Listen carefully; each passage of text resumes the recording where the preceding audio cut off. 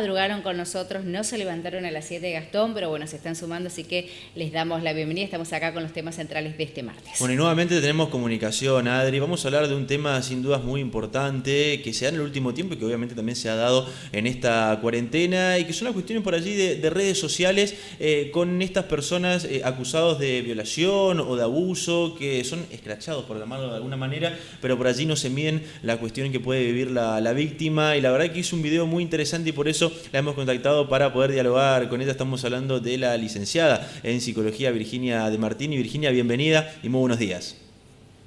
Hola, ¿qué tal? Buenos días, ¿cómo están? Bueno, la verdad que un gusto charlar con vos. He visto tu video en las redes sociales, más precisamente en Instagram, y la verdad que me llamó mucho la atención cómo abordabas este tema. Así que contanos un poco cómo ha surgido la idea del mismo. Bien, la idea surgió sobre todo a partir de la difusión masiva, en cierto sentido, ¿no? De audios que relataban una situación de abuso sexual, en este caso hacia una persona menor de edad, ¿no? En mi interpretación, estas discusiones eran como una manera de castigar al agresor, al victimario, ¿sí? Como una forma de demostrar enojo, bronca, impotencia, ¿sí? Pero por ahí lo que se deja por fuera es el pensar en los efectos secundarios que esto puede llegar a tener en la víctima, ¿no? A ver, nosotros no sabemos cuál es el alcance que va a tener nuestra difusión en redes sociales, ¿sí? Que por ahí es un alcance muy amplio, y que por ahí no sabemos acerca de la subjetividad de esa víctima, ¿sí?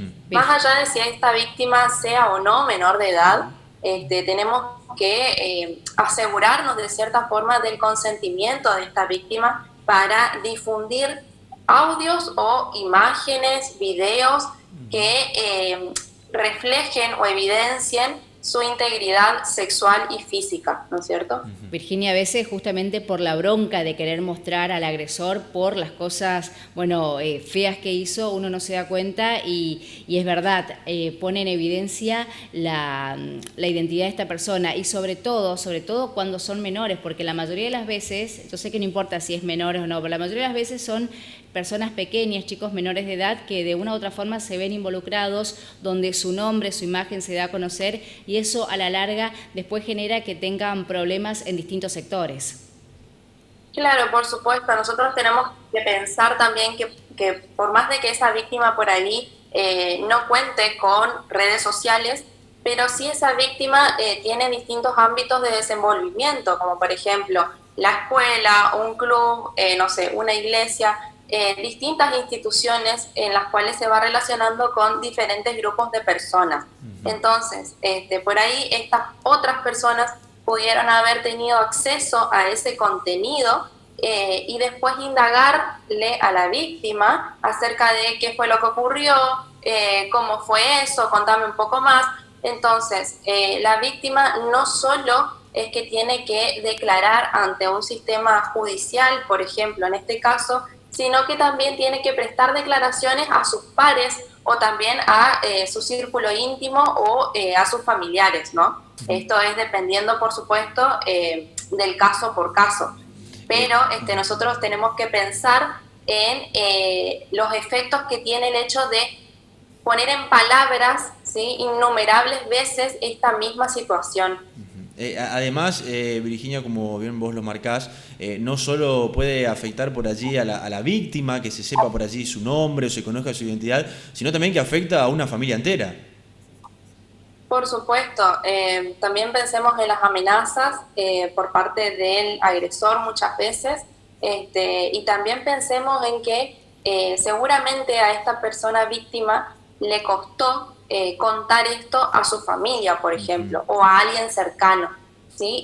Y muchas veces cuesta por el hecho de las amenazas que vienen del propio agresor, ¿sí? Por miedo a, bueno, ¿qué pasará? Por miedo a tener el pensamiento ese de, bueno, voy a romper la familia, la voy a quebrar, ¿sí? Entonces, si nosotros a esto incluso lo hacemos público, no estamos dimensionando lo que puede llegar a causar en la víctima y los efectos psicológicos que esto acarrea a la larga, ¿no es cierto?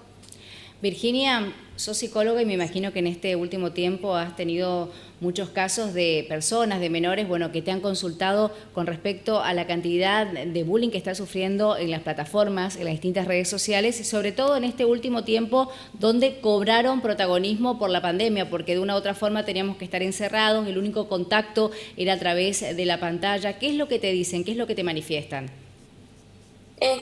Bueno, a ver, el bullying no es solamente algo que se expresa de manera presencial, ¿no es cierto?, sino también muchas veces virtual. Lo que hay que ver acá es que el bullying significa maltrato escolar, ¿no es cierto?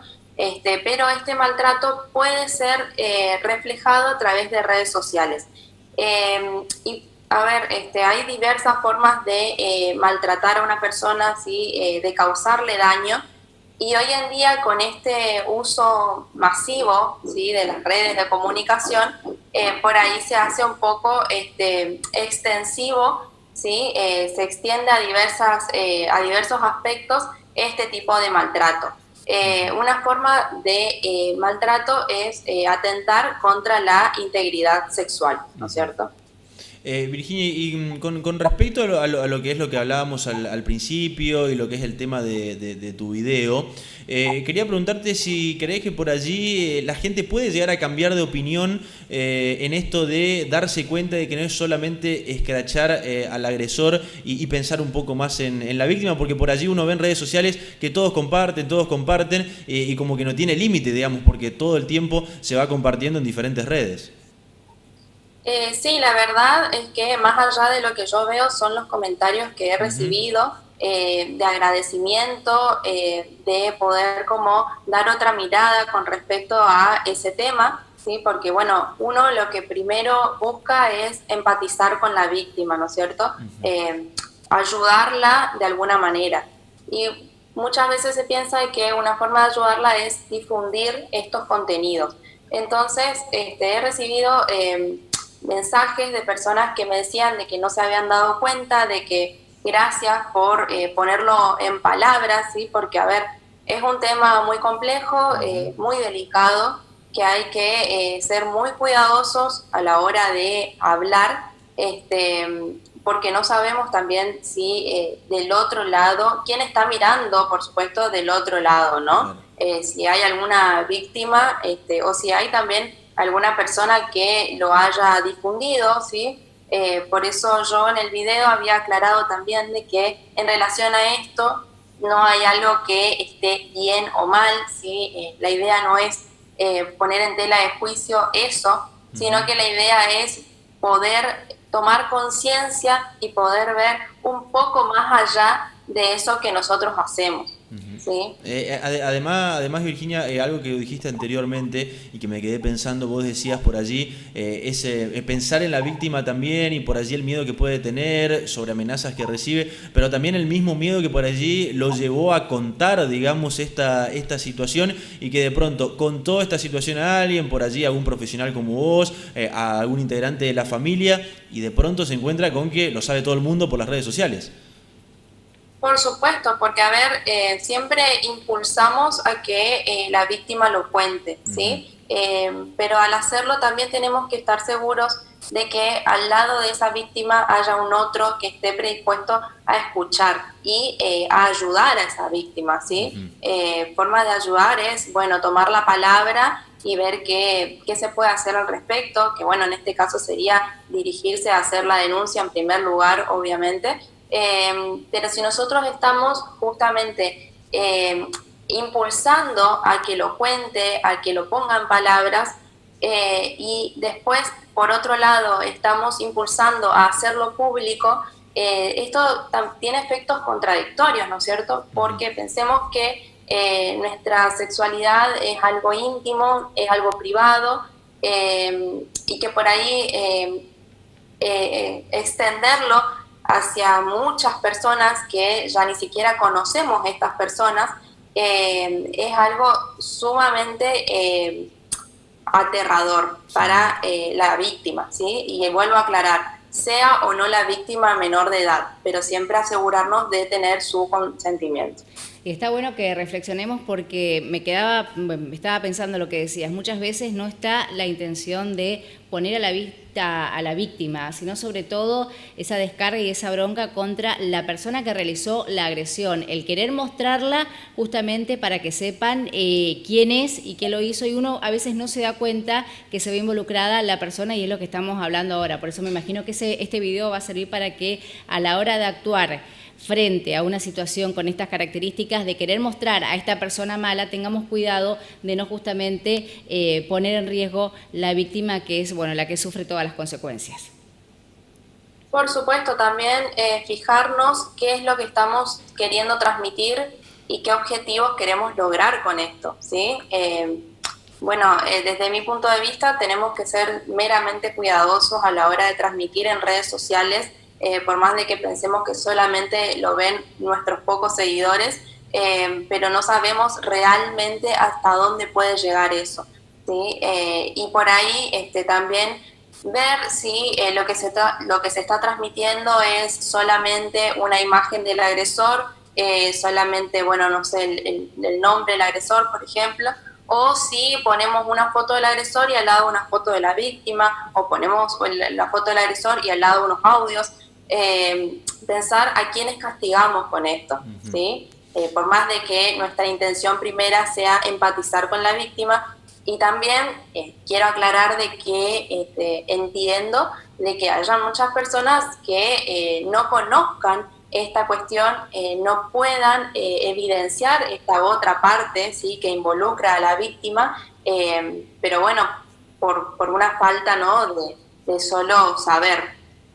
Virginia, otra de las cuestiones, digamos, que estamos viviendo todos, porque creo que estamos involucrados todos, es en esta cuarentena, en esta etapa que hemos tenido de pandemia, donde sin duda hemos pasado por allí por diferentes estados, por momentos estando bien, por momentos estando mal. Es uno de los temas también que he visto ahí en tus redes que has tratado, esto de la salud mental. Contanos un poco cómo hemos vivido, cómo podemos reaccionar, digamos, ante diferentes circunstancias o situaciones que hemos estado atravesando en esta pandemia. En realidad lo que esta pandemia causó fue movilizaciones o desorganizaciones en nuestra rutina cotidiana, ¿no? Entonces, nosotros como seres humanos, ante una crisis como esta, lo que primero debemos buscar es la readaptación. Esta readaptación va a depender de cada uno de nosotros, ¿sí? Lo más importante siempre es poder volver a establecer una rutina de acuerdo al contexto en donde nosotros nos encontramos, ¿sí? Por ejemplo, poniéndonos horarios a pesar de no ir a trabajar todos los días, ¿sí? Ponernos horarios para levantarnos, para almorzar, para después, no sé, hacer alguna actividad a la tarde y después dormirnos siempre a la misma hora. Porque en tanto y en cuanto esto se modifique, de alguna manera también nos vamos a desorganizar a nosotros mismos, y una forma de desorganización es, por ejemplo, lo que acarrea al insomnio, ¿no? El hecho de no poder dormir por las noches por no mantener justamente esta organización horaria y de actividades, ¿no? Ahora poco a poco estamos volviendo a lo que se llama la nueva normalidad, ¿no? Y que también es un desafío para todos nosotros, las personas, porque ya no nos desenvolvemos como antes. Por ejemplo, al salir de nuestras casas tenemos que usar barbijo, tenemos que tomar distanciamiento social, y si bien esto para algunas personas puede no generar mayores complicaciones, pero no podemos generalizar esto para todos por igual. Entonces, la pandemia ha acarreado efectos psicológicos, estudios lo han demostrado, y esto incluso se ve hasta ahora, hasta en estos momentos en donde uno ya va retomando algunas actividades, ¿no es cierto? Virginia, ¿crees que por allí, no sé, angustia, ansiedad, fueron algunas de las cuestiones que han crecido con esta pandemia? Sí, sobre todo la ansiedad, sobre todo la incertidumbre del qué va a pasar, de cuándo se va a terminar, sobre todo cuándo se va a terminar este contexto de encierro, ¿no es cierto? Porque bueno, a ver, al principio pensábamos de que cuando el virus estaba en China, pensábamos de que acá nunca iba a llegar. Entonces, bueno, estábamos como relajados, ¿sí? Un poco como riéndonos de esta situación o no dándole mucha importancia, Sí. ¿sí? Pero cuando vimos que el virus se estaba acercando, el miedo comenzó a habitar entre nosotros. Ya empezamos a tomar las medidas de precaución, porque como no sabemos el alcance que puede llegar a tener este virus, tampoco sabemos cómo, bueno, ahora sí, pero en su momento tampoco sabíamos cómo actuar, ¿no? En el día a día tomando todas estas medidas de prevención. Virginia, ¿y crees que también esto puede haber este encierro que hemos vivido y esta nueva normalidad, como hablabas vos, y esto de que de manera progresiva empecemos a salir, también nos genere un poco de miedo, digamos? ¿Cómo? Discúlpame. Si nos genera un poco nos puede generar un poco de miedo por allí, esto de volver a salir, la nueva normalidad después de estar tanto tiempo encerrado y por ahí acostumbrarnos a esa vida. Sí, claro, dependiendo siempre la estructura de personalidad de cada uno, ¿no? Ujú. Porque bueno, como digo siempre, no podemos generalizarlo para todos por igual, pero sí, por supuesto, de que hay algunas personas que puedan sentir cierto miedo al volver a salir a la calle, entre comillas, ¿no? Ujú. A volver a retomar su vida laboral, por ejemplo. Y esto depende de cada uno, depende de, bueno, si una persona es de riesgo, y dependiendo también qué es lo que lo atraviesa a esa persona que lo lleva a tener miedo, ¿sí? Porque bueno, el miedo no se configura para todos por igual. Bien, perfecto. Bueno, Virginia, la verdad, agradecerte la comunicación, ha sido un placer dialogar con vos. Acá lo estamos viendo en el graph, está tu Instagram, tus redes sociales para que la gente se pueda comunicar y ver también tus videos y los temas que tratás. Así que muchísimas gracias y que tengas un buen martes. Bueno, muchas gracias a ustedes por la invitación, y bueno, que tengan un buen día ustedes también. Bueno, muchísimas gracias. Hasta allí entonces la palabra de la